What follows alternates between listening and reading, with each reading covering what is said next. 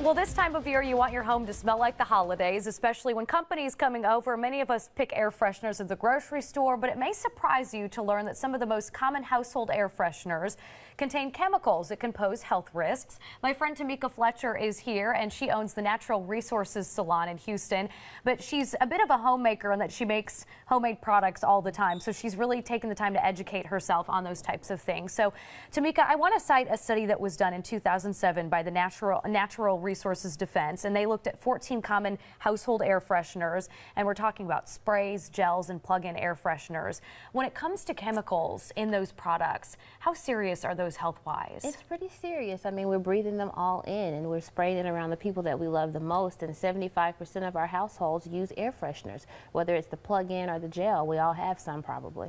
Now, this particular study, it found that 12 of the 14 products that said they contain natural ingredients, in fact, didn't.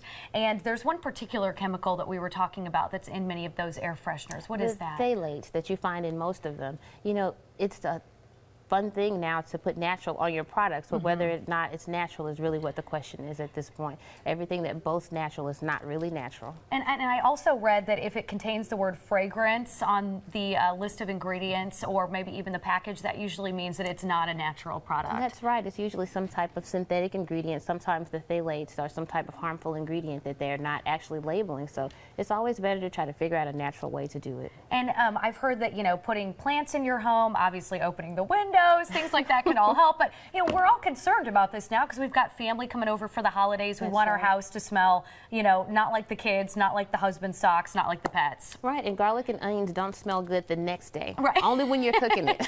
And I also read that people with asthma, that can be triggered by air fresheners. Have you come across anything like that? Actually, my father's asthmatic, and so, you know, I always wondered what the trigger was. And so now thinking back, it might have been the air freshener because he always had a, you know, a reaction, but right inside our home. And some of the products we're going to use to make our own natural air freshener coming up at 9 a.m. Talk about some of the products you've brought in. Just kind of run through the list. Lemon, lime, I have some pine, and that's really nice this time of year because you can find it almost free, and I'll tell you about that. Okay. But the oranges, cloves, these are really spices that I really had already. I didn't have to purchase much of anything. This time of year, you know, you usually have a little ginger around for cough medicine or just to make a tea, but these are really simple to put together, and they really give a great fragrance. So we're going to tell you how to make your own household air fresheners. You know, you can pick these things up at the grocery store, like Tamika said, while you're picking up your ham for the guests to come over, and how to really get that fragrance going in your home. So thanks so much, Tamika. You're very welcome. We'll check back in with you at 9 a.m. Now